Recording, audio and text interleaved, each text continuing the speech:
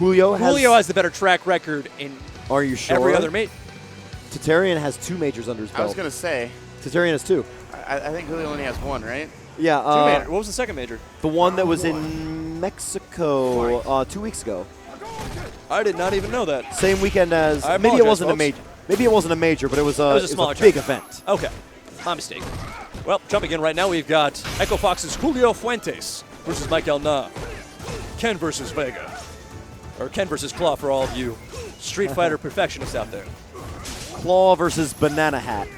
Now, as we were saying earlier, I feel like this matchup is definitely more turns in Ken's favor. But if Mike Na is able to maintain that mid-range neutral, which I think actually does a better job of combating Julio's approach to this character. Yeah, because, I mean, the claw-on approach with Vega, I mean, it's so great for slower characters or characters that at least match him in speed. But Ken's rush down, he's just in your face so fast and furiously that it's really just, you know, it's constantly an Oki game. It truly and is. Like a 50-50 from start to finish.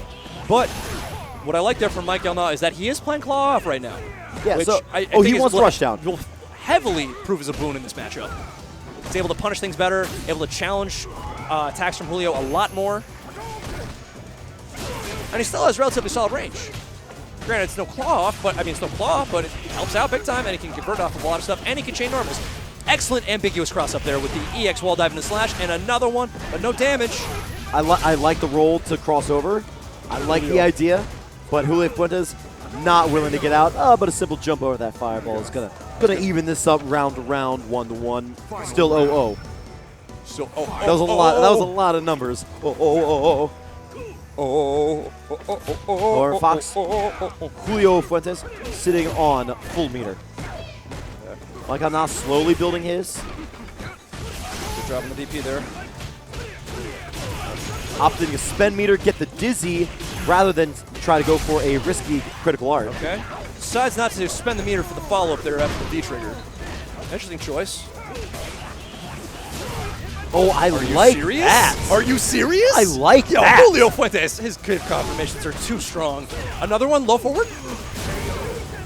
Wake-up options, not so strong. Although standing light kick from Vega, very good. That's That's his. I mean, he does technically have a 3-frame jab once he has the claw off too. Yeah, and that beats beats a lot of know Ken rush-ins. I didn't see it a lot. Maybe he was a little hesitant. Yes, absolutely. Well, Julio's timing with his meaties are incredible. His meaty overheads, yes, very, very good.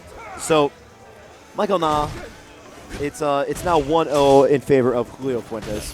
I mean, Julio, again, really great at conditioning his opponents to basically make them play how he wants them to play.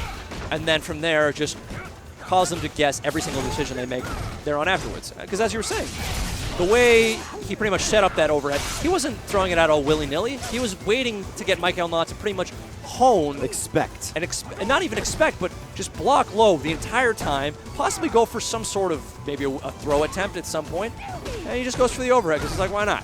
Yeah, absolutely. Goes to the shimmy, but good blocks from Michael Na. No, not overexerting himself. And just like that, one sequence, he had the life lead, and now he's on match point. Julio, that is. Yes. Can Michael Na pull a magic rabbit out of this hat, or in this case, a mask? It's got to be the most magical of rabbits because, like we were saying, Ken eats Claw alive. Yes. I don't think it's one of the worst matchups in the game. I don't think it's such a I don't think vast crevasse of a mismatch. This is by no means Chun-Li Gi for Chun-Li Bison. Those are some bad matches. Yeah. But Julio definitely knowing where the holes in Vega's games are. Yes, and absolutely. Tearing them apart, spreading them wider and wider. Now, one thing I'd like to see Michael Na challenge a little bit more from Julio is sliding underneath projectiles, underneath the fireballs. Because Julio, he's being very calculated where he throws out those fireballs.